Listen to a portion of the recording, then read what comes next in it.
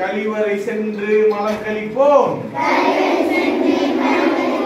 கரைகள் நீங்கிட பல்துலக்கி கண்கள் தலைமுடி சுத்தம் செய்வோம். குளிர்ந்த நீரில் குளித்தவுடன் காலை கடனை முடித்திடுவோம். கடவுளை வணங்கி படித்தவுடன் காலை வேளை உணவு உண்போம். காலில் செருப்புடன் மறவாமல் கல்வி கூடம் சென்றிடுவோம். மதிய உணவு உண்ணும் முன்னே மண்ணில் விளையாட அளிக்கினையே தண்ணீர் சோப்புடன் சுத்தம் செய்து தரமான உணவினை அறிந்திடுவோம். பள்ளியில் கழிப்பறை பயன்படுத்தி பள்ளி தூய்மை காத்திடுவோம். மரங்களில் இழலில் விளையாடி மகிழ்வுடன் அனைவரும் உரையாடி தூங்கும் முன்னே பல்துலக்கி தூய்மை என்றும் காத்திடுவோம்.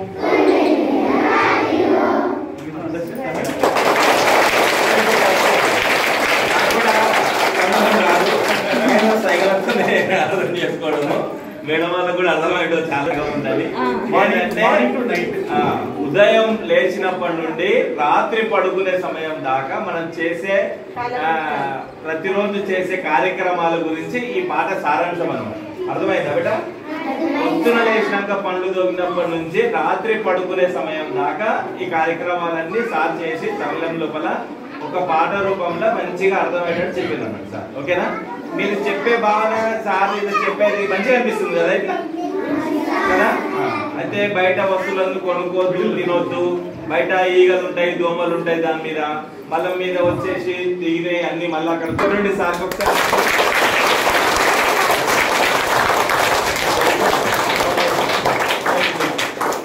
మనం ఎక్కడంటే అక్కడ మోషన్ పోయేది అనుకోండి, దాన్ని తీసి ఎక్కడ వేయమన్నారు? ఎక్కడ వేస్తారు దాన్ని?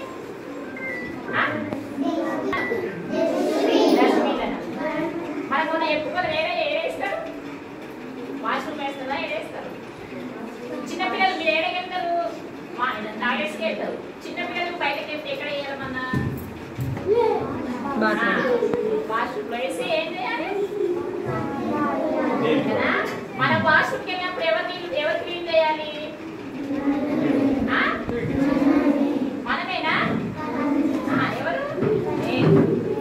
ఎవరు పోతే ఎవరు? కూర్చోండి బిడ్డ.